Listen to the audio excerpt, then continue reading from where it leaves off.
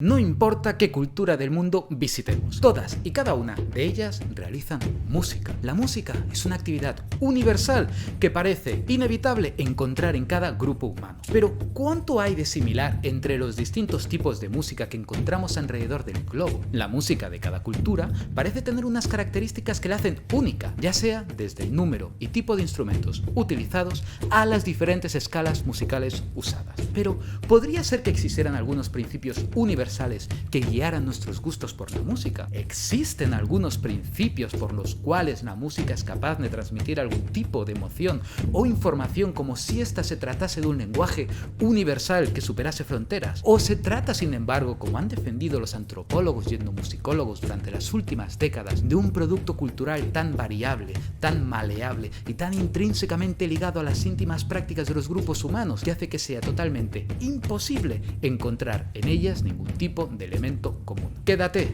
y lo veremos. Bienvenido a Biomusicology.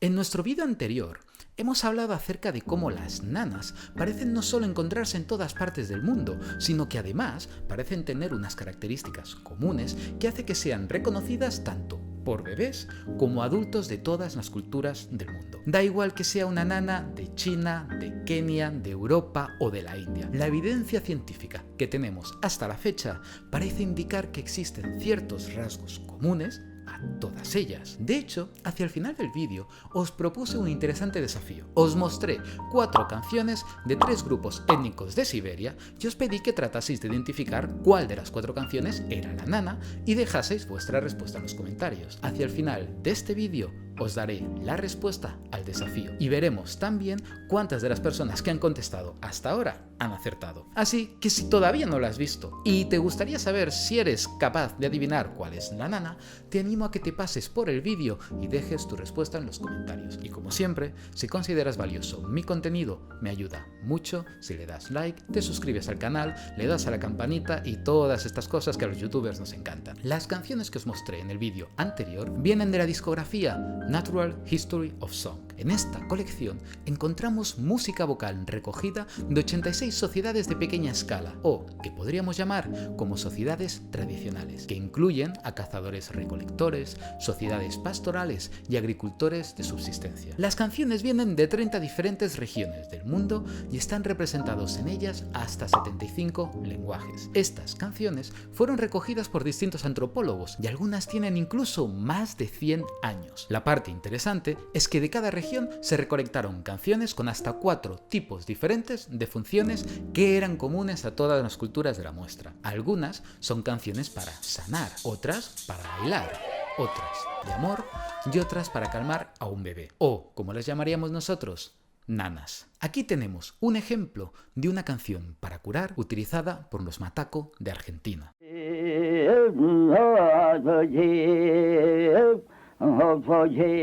Aquí tenemos una para bailar de los Ainu, un grupo étnico que se encuentra tanto en Japón como en Rusia.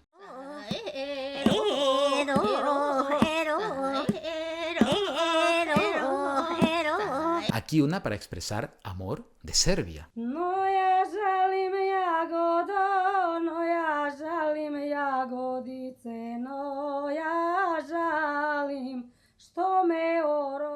Y aquí una nana de los Sami de Escandinavia.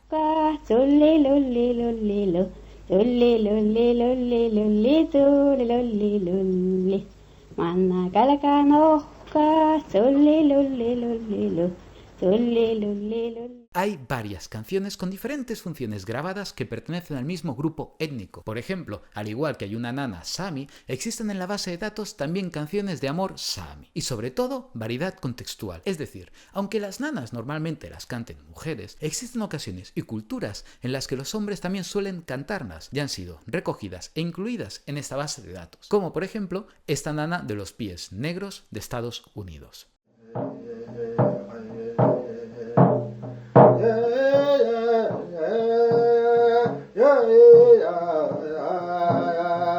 Podéis encontrar el link a la base de datos en la descripción del vídeo. Pero ahora viene lo bueno. En el año 2018, investigadores de Harvard publicaron en Current Biology un estudio bastante polémico. En el estudio, 750 personas de 60 países diferentes del mundo escucharon hasta 118 canciones extraídas de la colección previamente mencionada. Los autores del estudio querían poder encontrar de una vez por todas si existen en las músicas de distintas partes del mundo componentes que puedan considerarse universales. Para demostrarlo, sus participantes tenían que adivinar después de cada canción si esa misma consistía en una nana, una canción de sanación, una canción de danza, una canción de amor, una canción para llorar a los muertos o si era una canción para contar una historia. Fijaos que estos dos últimos tipos de canciones en realidad no existen en la base de datos y se incluyeron tan solo para despistar y hacer el experimento un poquito más difícil. Los participantes tenían que escuchar cada uno de los extractos recogidos de canciones como los que os he enseñado aquí y puntuar en una escala del 1 al 6 cuánto consideraban que esa canción encajaba con la función propuesta, siendo 1 definitivamente no usada para calmar a un niño, por ejemplo, y siendo 6 la opción para decir definitivamente utilizada para calmar a un niño. ¿Y qué crees que fue lo que pasó? ¿Sería la gente capaz de reconocer por encima del azar y de manera consistente la función social de la canción que estaban escuchando? Pues ahora vamos a ver los resultados. En esta imagen podemos ver la seguridad con la que los participantes contestaron si la canción que estaban escuchando era de danza. Estas líneas representan el promedio. Lo que vemos es fascinante. En promedio, los participantes respondían con una seguridad muy alta cuando la canción era de danza.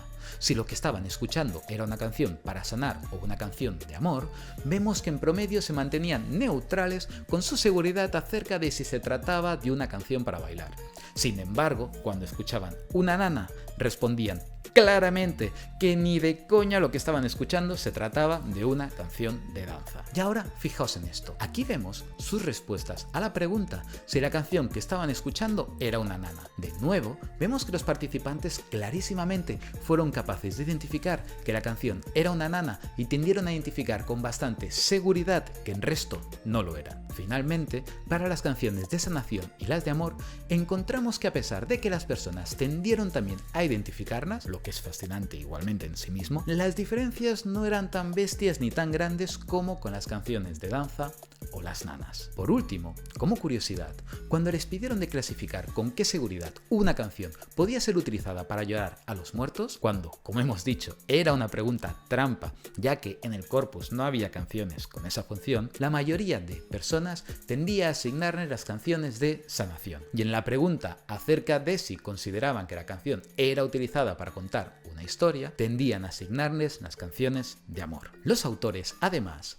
encontraron una altísima consistencia entre las respuestas de las personas de los distintos 60 países, lo que significa que no importaba si quien contestaba las respuestas era una persona de la India o de Estados Unidos. Ambos tendían a estar bastante de acuerdo respecto a las funciones de las canciones que escuchaban. Si eres una persona escéptica, y siempre debes serlo, existe una crítica muy importante que se le puede encontrar a este estudio y seguramente no se te ha pasado por alto. Esto no prueba para nada de manera definitiva que existan unos universales a la hora de componer melodías o ritmos musicales en base a una función. ¿Cómo sabemos que los participantes no están utilizando variables contextuales para guiarse a la hora de reconocerlas? Me explico. Las canciones de danza tienden a incluir en su mayoría instrumentos extra o de percusión que no se suelen encontrar en las nanas. Además, las nanas en su mayoría suelen cantar las mujeres, lo que podría dar una pista a los participantes a la hora de reconocerlas, ¿no? Como os comenté,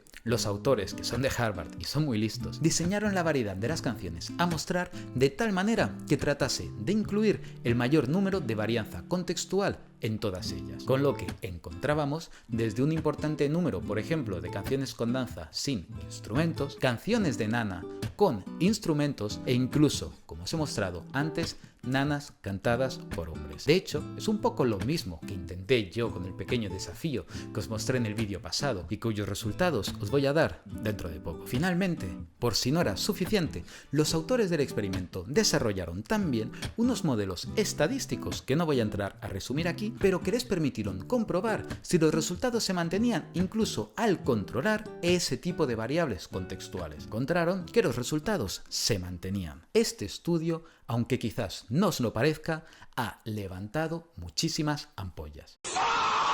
Evidentemente, el estudio mencionado contendrá limitaciones y problemas metodológicos que deberán resolverse en futuros estudios, como siempre, pero han tardado muy poco en tirársele encima la mayoría de los etnomusicólogos. ¡A un lado, promotora de la degeneración! Para aquellos que no tengan mucho contexto acerca de por qué, vale decir tan solo que, al menos aquí en España, es común encontrar en las universidades de ciencias sociales y humanidades como antropología una clara tendencia al constructivismo social y a la completa negación de causas biológicas detrás de cualquier conducta y comportamiento humano. Y cuidado, no estoy diciendo que eso esté mal. Como veremos, la posición contraria, el biologicismo, se ha pasado de frenada en muchas ocasiones y conviene siempre mantenerlo a raya. Pero ese no es el único motivo. Explicaba el etnomusicólogo Bruno Nettel cómo, al estudiar etnomusicología en la carrera, los profesores les repetían siempre como un mantra que siempre que escuchasen a alguien proclamar algún rasgo musical como universal, el objetivo del etnomusicólogo era correr a buscar contraejemplos que desmintiesen ese rasgo. Así que era bastante esperable que se te tire encima la comunidad de etnomusicólogos después de un artículo así. De hecho, en el propio artículo que acabamos de ver, los autores de Harvard relataron un experimento previo en donde pidieron a científicos cognitivos, etnomusicólogos, teoristas musicales y otro tipo de académicos relacionados con la música que contestasen una encuesta donde se les preguntaba si creían o no si los participantes de este experimento serían capaces de identificar la función de las distintas canciones. Las diferencias entre disciplinas fueron abismales. Un 72,9% de los científicos cognitivos que realizaron la encuesta predijeron que los participantes del experimento serían capaces de reconocer las canciones en base a su función, mientras que tan solo respondieron lo mismo un 28,8% de los etnomusicólogos. ¡Qué sorpresa! En el resto de disciplinas tendía a haber un poquito de los dos bandos, donde alrededor de un 50% consideró que los participantes serían capaces de reconocerlo. Llama la atención que precisamente los etnomusicólogos, quienes se supone que deberían estar más familiarizados con la música de otras culturas, fracasasen tan estrepitosamente a la hora de predecir cuáles iban a ser los resultados del estudio. Pero bueno, yo mejor me callo. Fuera bromas. Hay que decir también en su defensa que este escepticismo amplio acerca de los universales musicales que existe en la comunidad etnomusicológica tiene, de hecho, muy buenas razones para existir. No hace tanto que muchos académicos consideraban la teoría musical de Occidente como una explicación casi científica para dar cuenta de los gustos estéticos musicales en el ser humano. Desde esta perspectiva, fácilmente la música de otras partes del mundo se juzgaba desde nuestro canon, llegando a considerar, por ejemplo, que la falta de armonía en otros estilos musicales del mundo se debía a una cuestión de ignorancia de esas poblaciones acerca de las supuestas leyes universales de la armonía que, por supuesto, hacían nuestra música ser mucho más superior.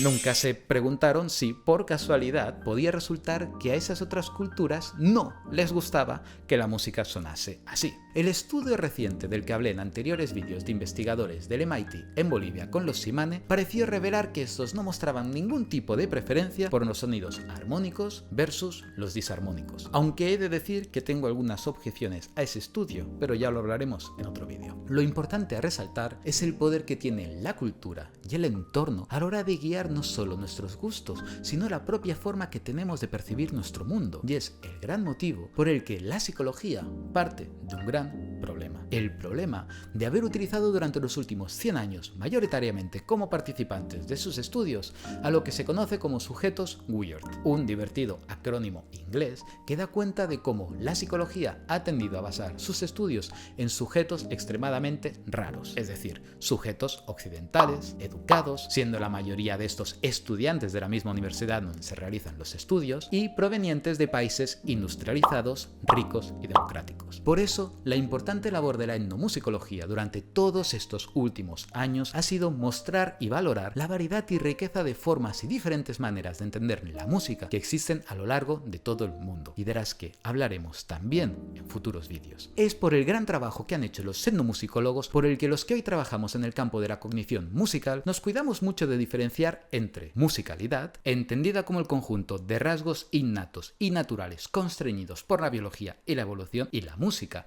entendida como una construcción social y cultural que tienen en su base a la musicalidad. Pero ahora sí que sí. Antes de irnos, vamos a ver cuáles eran las respuestas a las canciones del experimento del vídeo pasado. Allá vamos.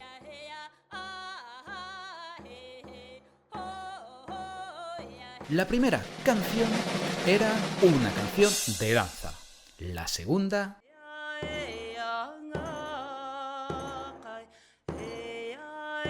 era la nana. La tercera era de sanación. Y por último, la última canción